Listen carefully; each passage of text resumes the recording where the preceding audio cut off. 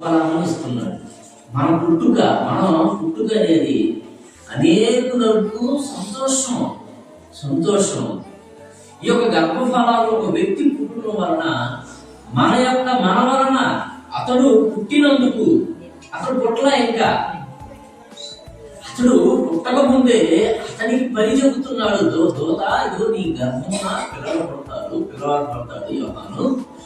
అతడు పుట్టినందున అతడు తండ్రుల యొక్క హృదయము పిల్లల తట్టును, పిల్లల యొక్క హృదయమును తండ్రుల తట్టును తిప్పును. అతడు ఆ తర్వాత అభిషేకులను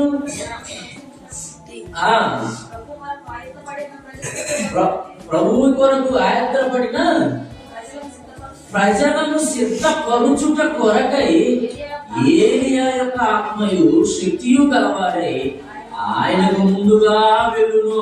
కనుక నీకు సంతోషమును మహానందము కలుగును. అతడు పుట్టినందుకు అనేకులు సంతోషించారు. అతడు పుట్టినందుకు ఎవరికి కూడా ఆనందం, నీకు కూడా ఆనందమే, తల్లిదండ్రులకు కూడా. అతడు పుట్టినందుకు నీకును సంతోషమును మహానందము కలుగును. అంటే మనం ఈ భూమి మీద పుడుతున్న ప్రతి మనిషి గురించి దేవుడు అనుకుంటున్నాడు. అతడు అనేకులను సంతోషపరిచే బిడ్డగా పుట్టాలి, సంతోషపరిచే బిడ్డగా ఉండాలి. ఎందుకంటే గర్భఫలాలు ఇస్తుంది ఎవరు? దేవుడు. ఇప్పుడు యేసుప్రభువు పుట్టాడు. లోకసువార్త 2వ అధ్యాయము 2వ అధ్యాయం 10వ వచనం మనం చూడగలిగితే, అయితే ఆ దూత భయపడుకుని ఇదిగో ప్రజలందరికీ కలగబోవు మహా సంతోషకరమైన సువర్తమానం నేను మీకు తెలియజేస్తున్నాను. మహా సంతోషకరమైన సువర్తమానం. ఏంటి ఆ ఆనందం అంటే, దావీదు పట్టణమందు నేడు రక్షకుడు మీ కొరకు పుట్టి ఉన్నాడు. అంటే యేసు పుట్టడం వల్ల అనేకులకు ఆనందం. నశించుతున్నటువంటి నాశనంలో ఉన్నటువంటి వారి అందరిలో రక్షించడానికి ఆయన పుట్టాడు, అది ఆనందం. యోహాను పుట్టడం వల్ల కూడా అనేకులు ముందుగా వెళ్ళను. అతడు నీకు సంతోషమును మహానందమును కలుగును. అతడు పుట్టినందుకు అనేకులను సంతోషించారు. సంతోషం అంటే మన పుట్టుక వలన అనేకులకు మనం సంతోషకరంగా మన జీవితాలు ఉన్నాయి. దేవుడు గర్భఫలం ఇచ్చి దేవుడే కాబట్టి మనకు 127 కీర్తన ఉంటుంది. గర్భఫలము దేవుడిచ్చు బహుమానము, కుమారుడు యెహోవా ఇచ్చు స్వాస్యము. గర్భఫలం అనేది కుమారుడు అనగానే మగపిల్లలు లేదా అనుకుంటారు చాలా. కుమారుడు అనగానే స్వాస్యం, దేవుడు మనకి స్వాస్యం ఇవ్వాలంటే కుమారుడు అంటే మగపిల్లలు అనుకుంటారు. దేవుడి దృష్టిలో పురుషులని స్త్రీ అని ఏ భేదము లేదండి. అంటే పురుషులు గాని స్త్రీలు గాని పిల్లలను ఇస్తుంది ఎవరు? దేవుడు. పుట్టిస్తుంది ఎవరు? దేవుడు. అభయ నిర్మాణం చేస్తుంది ఎవరు? దేవుడు. దేవుడు నీకు సంతోషాన్ని ఇచ్చాడు. దేవుడు నిన్ను సంతోషపరిచాడు. ఎలా? గర్భాన్నిచ్చి దేవుడు నీకు సంతోషాన్ని ఇచ్చాడు. కాబట్టి దేవుడు నీకు సంతోషించాడు. కాబట్టి ఆ పిల్లవాడిని నువ్వు ఎలా పెంచాలి? ఆ పిల్లవాడిని నువ్వు ఎలా పెంచాలంటే, అతడు పుట్టినందుకు అనేకులు కూడా సంతోషించాలి. అతడు పుట్టినందుకు అనేకులు సంతోషించాలి. యేసుక్రీస్తు వారు పుట్టిన తర్వాత ఆయన మనుషులు దయ్యందు యోహాను గారు కానీ ఏమంటే యేసుక్రీస్తు వారు ఆయన పుట్టు వలన అతడు మనుషులు అయ్యందును దేవుని దయ్యందును ఎదుగుతూ వచ్చాను అని రాయబడి ఉంది. అంటే లోకంలో పుట్టిన మనము దేవుడు ఇచ్చినటువంటి గర్భఫలాలైనటువంటి మనము ఆ గర్భఫలాలను ఎలా పెంచాలంటే, అటు మనుషులు దయ పొందే విధంగా ఉండాలి. మనుషుల్లో సాక్ష్యం అలాంటి పిల్లవాడు ఉన్నాడండి, చాలా మంచివాడండి. అలాగే దేవుని దయ ఎందును, అటు దేవుని దయ ఉండాలి, ఇటు మనుషుల దయ కూడా ఉండాలి. అలా మంచి ప్రవర్తన కలిగి మనము పిల్లలను పెంచేవారిగా ఉండాలి. గర్భఫలము దేవుడిచ్చు బహుమానము. ఆ గర్భఫలాలు దేవుడి ఇచ్చినటువంటి ఆ గర్భఫలాలు ఇస్తూ ఆయన అన్నాడంటే, అతడు పుట్టినందుకు అనేకులు సంతోషించారు. అనేకులు సంతోషం కలిగే విధంగా మన యొక్క జీవితం, మన యొక్క పిల్లలను ఎలా పెంచాలండి. 113వ కీర్తన 6వ వచనము చివరి వచనం చూడండి. 113వ కీర్తన చివరి వచ్చిన మనం చూడగలిగితే 113వ పాట. ఆయన అంటే గర్భఫలం ఇస్తుంది ఎవరు? దేవుడు. ఆ దేవుడు అంటున్నాడు, ఆయన సంతులేని దానిని ఇల్లాలుగాను, సంతులేని దానిని ఇల్లాలుగాను, కుమారుడ సంతోషము గల తల్లిగాను చేయను. ఏమంటే కుమారుడ సంతోషము గల తల్లిగాను చేయను, యెహోవాను స్తుతించుడు. నీ సంతోషం ఇచ్చాడు దేవుడు, నీకు గర్భఫలాన్ని ఇచ్చాడు దేవుడు. నీవు గర్భఫలం పొంది నీవు సంతోషముగా నీకు ఆనందాన్ని ఇచ్చాడు దేవుడు. ఆనందపడినటువంటి నువ్వేం చేయాలి తెలుసా? పిల్లవల్ని మనుషులు దయ్యందులు, దేవుని దయ్యందులు అని పెంచాలండి. అతనిని బట్టి అలా పెంచితే నీకు సంతోషము, నీకు ఆనందము. అలాగే లోకములో కూడా నీ యొక్క కుమారుని బట్టి ఆనందం, ఒక వ్యక్తిని బట్టి ఆనందం. అంటే ఒక స్త్రీని మీకు గుర్తు చేసి గురించి చేస్తానండి. ఏమంటే రాజుల గ్రంథంలో ఒక చిన్నది అని రాయబడి ఉంది. రాజుల గ్రంథంలో ఒక ప్రాంతం మీద, పుష్పంలోని ప్రాంతం మీద సిరియా దేశస్తులు ఏం చేశాడంటే దాడి చేసి ఆ యెరూషలేములో ఉన్నటువంటి పిల్లలను గాని పెద్దలను గాని ఒక రాజ్యం మీద దండెత్తినప్పుడు ఏం చేస్తారంటే ఎదురు తిరిగిన వాళ్ళందరూ చంపేస్తారు. మిగిలిన వారందరూ ఏం చేస్తారంటే వారితో పాటు తీసుకుని వెళ్ళిపోతారు. ఎందుకు? వారి కింద పనివారిగా పెట్టుకోవడానికి. అలాగే యెరూషలేము మీద ఒక సిరియా రాజు దండెత్తి ఆ యెరూషలేములో ఉన్నటువంటి వారందరినీ దాసులుగా సిరియా దేశము తీసుకుని వెళ్ళిపోతారు. సిరియా దేశానికి తీసుకుని వెళ్ళిపోతే అక్కడ ఒక సిరియా దేశంలో ఒక సైన్యాధిపతి ఉంటాడు. అతని పేరు నయమాను. సైన్యాధ్యక్షుడు అంటే ఒక సైన్యానికి అధిపతి. అంటే అతని యొక్క ఇంటిలో ఒక ఇజ్రాయేలు నుంచి బానిసత్వంగా కొనిపోయినటువంటి ఒక చిన్న పిల్ల అక్కడికి కొనిపోబడిందండి. వెళ్ళిన తర్వాత ఆ ఇంట్లో పని చేసుకుంటుంది. ఎక్కడ అనుకూలమైన పరిస్థితులు ఉన్నాయా, ప్రతికూలమైనటువంటి పరిస్థితులు? అంటే ప్రతికూలమైనటువంటి పరిస్థితులు. మరి తల్లిదండ్రులు ఉన్నారో లేదో కూడా తెలియదు. కానీ ఒక చిన్నది ఎక్కడికి వెళ్ళిందంటే ఏమంటే ఒక బానిసత్వం, ఒక దాసత్వంలోకి వెళ్ళిపోయింది. ఎక్కడికి? సిరియా దేశంలో ఒక సైన్యాధ్యక్షుడు యొక్క ఇంటిలో పనిచేసే ఒక పని పిల్లగా వెళ్ళింది. ఎవరు? ఇజ్రాయేలీల నుండి బానిసత్వంగా వెళ్ళిపోయిన ఒక చిన్నది అని రాయబడింది. ఇక్కడ ఆ ఇంటిలో పనిచేస్తుంది. ఆ ఇంటిలో పనిచేస్తూ ఏమంటే ఆ ఇంటి యజమానుడైనటువంటి నయమానుకి ఒక రోగం ఉన్నది. ఏ రోగం అంటే అది ఏ రోగం? కుష్టు రోగం. రాజుల 6వ గ్రంథం 5వ అధ్యాయంలో ఉంటుంది. 5వ అధ్యాయము 3వ వచనం చదవమ్మా.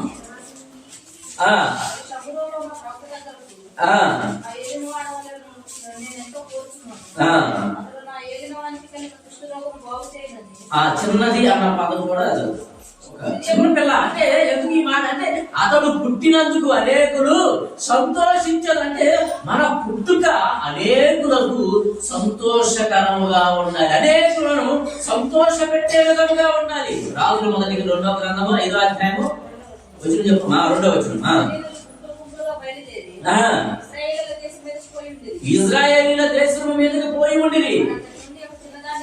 వారు అక్కడ నుండి ఒక చిన్న దానిని కొనుక్కొని తేక అది ఆ చిన్నపిల్ల అంట నయమాను భార్యకు పరిచారము చేయుచుండెను. పని చేసుకుంటుంది. అయ్యే పని ఇంట్లో పని చేసుకుంటుంది. అలాగే తన గురించినటువంటి తన దేవుని గురించి కూడా చెబుతుంది. తన నమ్ముకున్నటువంటి దేవుణ్ణి కూడా ఒకటి పని ఇంట్లో పని, ఒక బానిసత్వంగా పోయి ఒక పనిని చేసుకుంటుంది. అలాగే దేవుని గూర్చి కూడా చెబుతుంది. పని చేసుకుంటూ దేవుని గురించి కూడా ప్రకటన చేస్తుంది. రైట్ చదువు కింద. అది అతనికి ఒక రోగం ఉన్నది. ఆమె చెబుతుంది షోమ్రోనున్న ప్రవక్త దగ్గర నా ఏలిన వారు ఉండవలేనని నేనెంతో కోరుచున్నాను. ఒక చిన్న చెబుతుంది కోరుచున్నాను. నా ఏలిన వానికి కలిగిన కుష్టు రోగము బాగు చేయనని తన యజమానురాలితో చెప్పింది. ఏంటి? తనకు తెలుసుకున్న తన దేవుడి యొక్క గొప్పతనాన్ని తన యజమానురాలతో చెప్పింది. అమ్మ, నా యజమానుడు బాధపడుతున్నాడు కదా కుష్ఠరోగంతో, ఆ కుష్ఠరోగంతో బాధపడుతున్నాడు కదా అమ్మ, ఒకసారి ఆ షోలోని అనుమానం అక్కడ ప్రవక్త ఉన్నాడు, ఎలీషా ప్రవక్త ఉన్నాడు, అతని దగ్గరికి వెళితే అతను దేవుడి ప్రవక్త, అతను దగ్గర నా యజమానుడు వెళితే ఏమండి నా యజమానుడికి కుష్ఠరోగం నయం అవుతుంది అనేటటువంటి మాట తన యజమానురాలికి చెప్పింది. ఇక్కడ ఆ యజమానురాలు చేసినటువంటి గొప్ప పని ఏంటో తెలుసా? ఏమండి, చిన్న పిల్లలు నువ్వు చెప్పేది నోరు మూసుకొని బాయిసాకల్లా నువ్వు చెప్పేది మా సలహాలు ఇస్తావా అని చెప్పని అనలేదండి. అనగానే వెంటనే యజమానుడి దగ్గరికి తీసుకెళ్లిపోయింది, చెప్పింది. అతడు కూడా గర్వించకుండా అతడు కూడా వెంట తనకు కొంత, అంటే అతను ఎంత విశ్వాసంతో వెళ్ళాడంటే కొంత కానుకలు కూడా, అంటే నేను అక్కడికి వెళితే అక్కడ నాకు నయం అవుతుంది అనేటటువంటి ఉద్దేశంతో షోమ్రోను వెళ్తాడంటే ఎలీషా దగ్గరికి. వెళ్ళిన తర్వాత కూడా సమస్యలు, ఇవన్నీ సమస్యలు, ఒక చిన్నదాని మాట నేరెందుకు వినాలి అనేటటువంటి ఆలోచన వారి భార్యాభర్తలకు రాలేదు. వారు ఆ పిల్ల వలన వారి కుటుంబం సంతోషపరచబడింది. ఆ విషయం చెప్పడానికి మిమ్మల్ని ఇక్కడ తీసుకుని వెళ్తున్నా. ఇప్పుడు చిన్న పిల్ల చెప్పింది, ఇదిగో షోమ్రోను వెళ్తే నా యజమానుడికి నయం అవుతుంది అని చెప్పింది.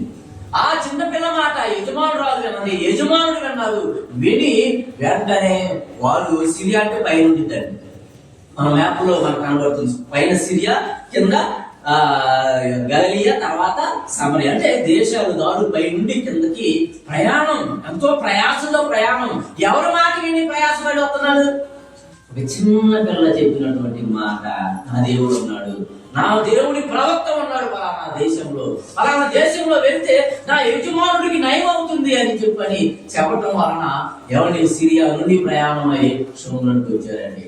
వచ్చిన తర్వాత ఎలీషా అన్నాడు, చూడమ్మా, ఎలీషా 10వ వచనము, ఎలీషా 2వ రాజుల గ్రంథము 10వ వచనం, 5వ అధ్యాయం 10వ వచనం చూడగలిగితే, అంటే 9 చదువుకుంది.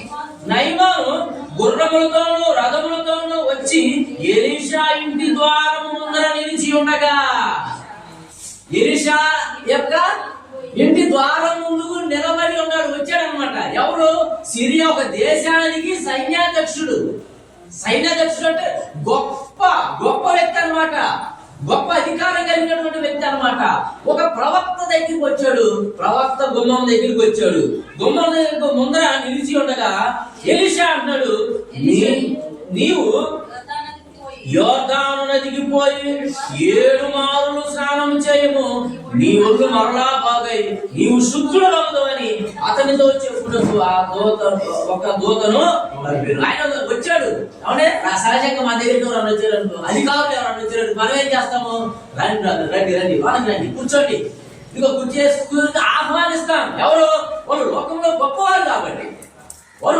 గొప్పవారు కాబట్టి వారిని ఆహ్వానిస్తాము.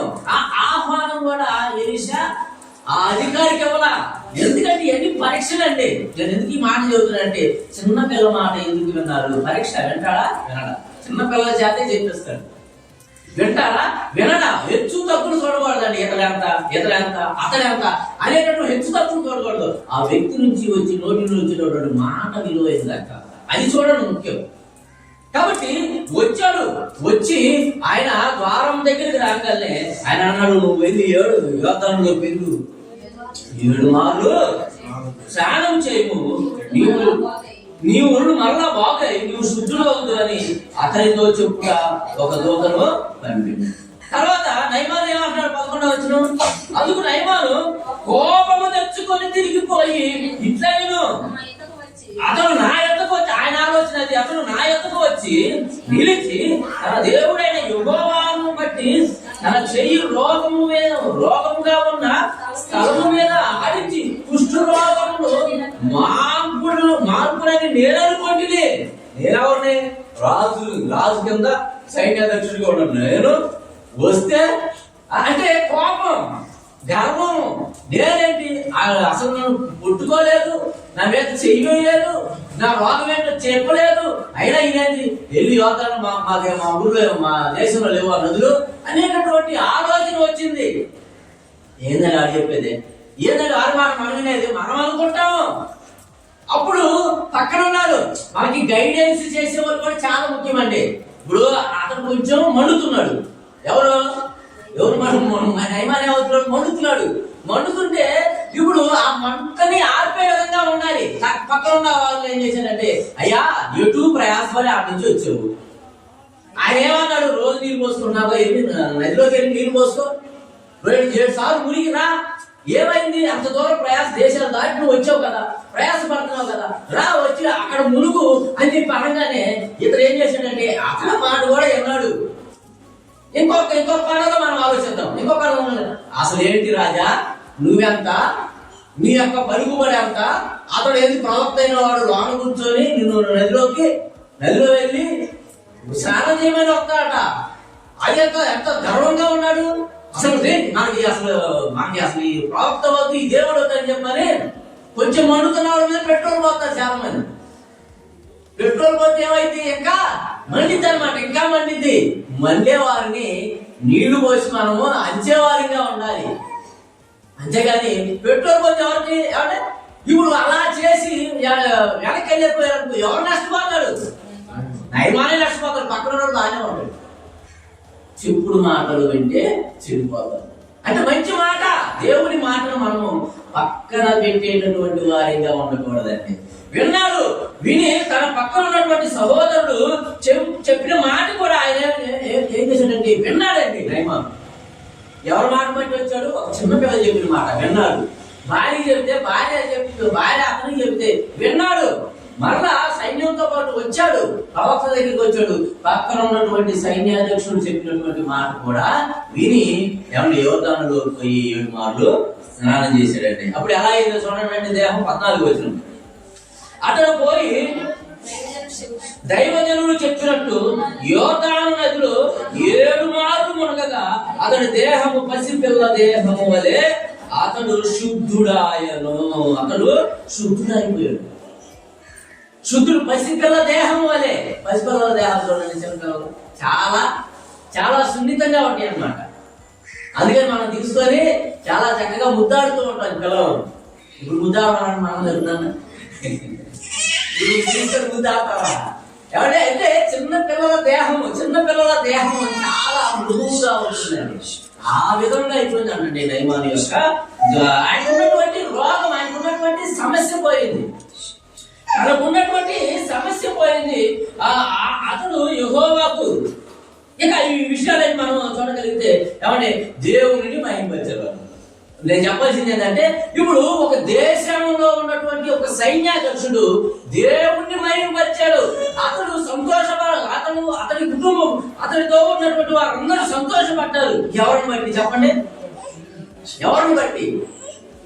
నయమాను కుటుంబం, ఆ సిరియా దేశంలో ఉన్నటువంటి సైన్యాధ్యక్షులు అందరూ సంతోషపడ్డారు. ఎవరిని బట్టి? ఒక చిన్నదానిని బట్టి. అది ఒక చిన్నది, అతడు పుట్టినందుకు అనేకులు సంతోషించారు అన్న పదం యోహాను బట్టి కాదు, మనము కూడా పుట్టాము. మనని బట్టి కూడా ఆయన అనేకులు సంతోషపడే విధంగా ఉండాలి. ఇజ్రాయిలు లేరా? ఇజ్రాయిల్లో కుష్ఠరోగులు లేరా? ఇజ్రాయిల్లో కుష్ఠరోగులు లేరా అంటే ఉన్నారు. ఆ మాట యేసుక్రీస్తు వారు జ్ఞాపకం చేస్తున్నాడు. నేను మీకు చేస్తాను. లోకసు వార్త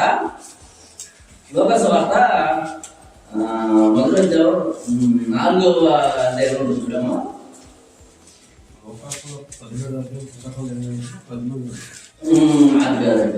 అంటే ఒక్క ఇజ్రాయేలీయులు అనేకులు కుష్ఠరోగులు 4:27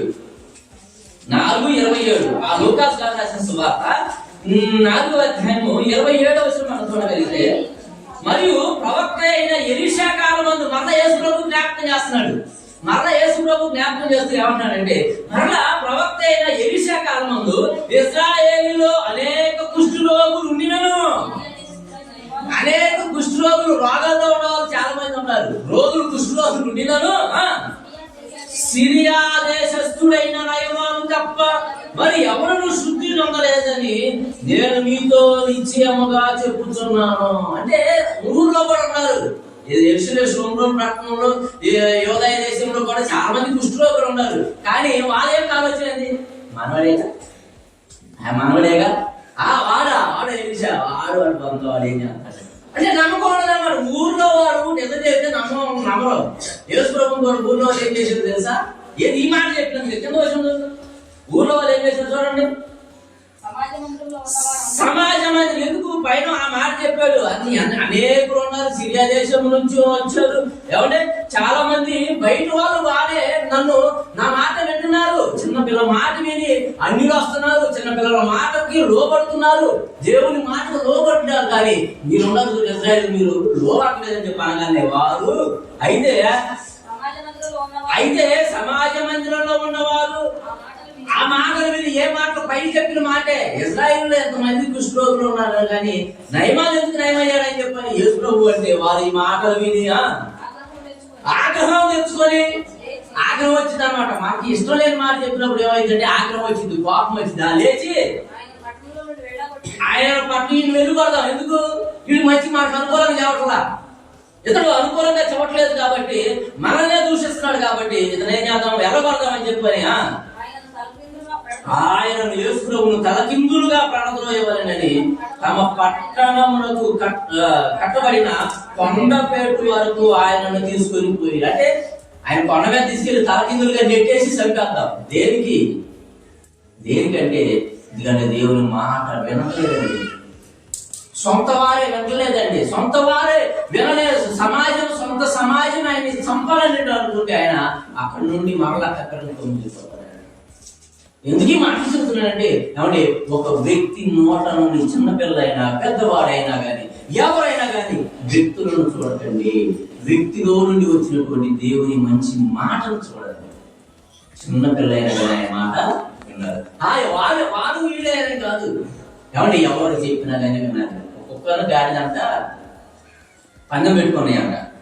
ఏంటి ఆ పందెం అంటే అబ్బాయి ఈ ఊరి చివరి నుంచి ఆ చివరికి దాకా పరుగు పందెం మన ఇద్దరం పెట్టుకుందాం అన్నమాట. సరే పెట్టుకుందాం, ఎవరు గెలిస్తే వాడి చేసే హాసనం అందంట. గాడిద కుక్క ఎవరు గెలుస్తారు ఈ రెండింటిలో చెప్పండి? ఎవరు ఏ స్పీడ్ కాగలరు? ఓకే స్పీడ్ కావాలి అనుకున్న కుక్క కూడా అదే అనుకుంది, నేను గాడి కన్నా స్పీడ్ పరిగెత్తగలను కాబట్టి నాగే సింహాసనం అని అనుకుందంట. ఇద్దరు ప్రారంభం నుంచి స్టార్ట్ చేశారంట పరిగెత్తడం. తర్వాత ఫైనల్కి వెళ్ళేసరికి గాడిద పోయి సింహాసనం మీద కూర్చుందంట. కుక్క ఏమో ఏంటి నేను దానికన్నా ఎక్కువగా పరిగెత్తగలను కదా, నేను ఎందుకు ఓడిపోయానని చెప్పిన ఒకసారి ఫ్లాష్ బ్యాక్ లోకి వెళ్ళిందంట. కుక్కకి ఏంటంటే బజార్ని సమస్య. ఏంటి నువ్వు ఆ బజార్ నుంచి మా బజార్లోకి వస్తావు, ఎవరితో సమస్య? స్వజాతి వాళ్ళతోటే సమస్య. కుక్కతోటే సమస్య. అది వెళ్ళలేదు ముందుకి, ఏడకరాదు అని చెప్పి ఆపిద్దాను. ఏమంటే ఏడకాపి తీలోపు కార్యం అయిపోయింది, వెళ్ళిపోయింది సింహాసనం మీద. ఎదుగుదలమ్మా మంచికి దేశము ప్రేమించమన్నా మంచి అన్నది పెంచమన్నా. ఇక్కడ మనం ఏం ఆస్తులు గురి పెట్టుకోమండి, ఏం సంపాదించుకోమండి, మంచిని మనం ఒక మదర్ తెరిసా గురించి నేటికి చెప్పుకున్నామంటే మంచి చేసింది, ఒక గాంధీ గురించి నేటికి చెప్పుకున్నామంటే మంచి చేసింది, ఒక యేసు ప్రభు గురించి మనం నేటికి మనం పుట్టినరోజు అనేది జరుపుకుంటామంటే మనందరికీ ఆనందాన్ని ఇచ్చాడు ఆయన. అలాగే వ్యక్తులను చూడకుండా దేవుని యొక్క మాటను చూసి ఒక చిన్నది ఎలాగైతే మరి దేవుళ్ళలోనికి ఒక నయమాన కుటుంబాన్ని నడిపించిందో అలాగే మనం కూడా మన పనులు చేసుకుంటా అందరినీ దేవుళ్ళు నడిపించే వారిని మనంలో ఉండాలని ప్రేమగా కోరుకుంటూ నా మాట ముగిస్తున్నాను.